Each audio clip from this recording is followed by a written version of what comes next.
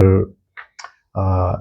of the Bhagavad Gita, shloka 23, he says, I will now declare to you, O best of the Bharatas, Arjun, the two paths open to the departing soul, to the departing souls. The one, the way of the yogi, which leads to eternal freedom. The other, the way to the rebirth.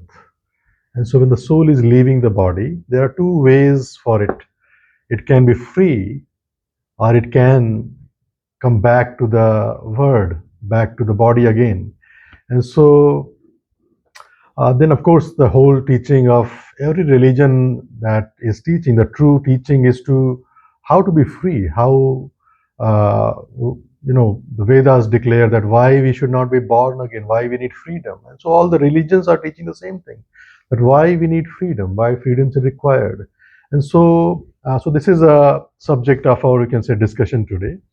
And so Master, when Yoganandaji came to India in 1935, and so that was freedom struggle of India was going on that time, and Master was very popular. So few people, actually freedom fighters, they approached Paramahansa Yoganandaji, and he said that why don't you become our leader, and why don't you lead this freedom struggle also in some section actually. And Master said that no, this is not my goal in life. This is not what I'm supposed to be here, and you do, and this is not I'm supposed to do. Master had come for a mission to teach Kriya and give Kriya Yoga and free people from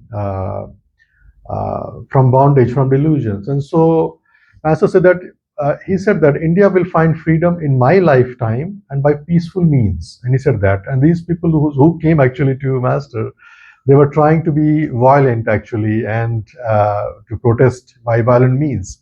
And so Master said that India will find freedom in my lifetime by peaceful means. And that's happened actually. That India did find freedom while Master left body in 1952, and India became free in 1947. And so but Master's teaching that he was here to free souls from delusions, from karma.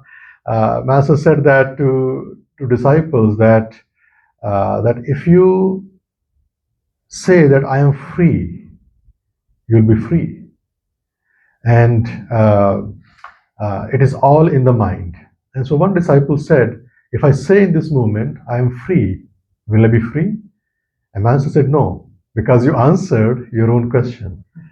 You said, will I be free? Because you doubted that freedom. And that is where the mind is deep into the delusion. Before we go into that, let's think about that. What does freedom means? What really binds us? What binds the soul? And so two things that because of which the soul takes birth again and again is the desires and the karmas. To fulfill the desires, the souls have to come back to this world. Desires cannot be fulfilled in anywhere else. It has to be fulfilled here. And karmas, again karmas, because of the karmas of the past life karmas, this life karmas, we come back to experience, to reap the fruits of those karmas.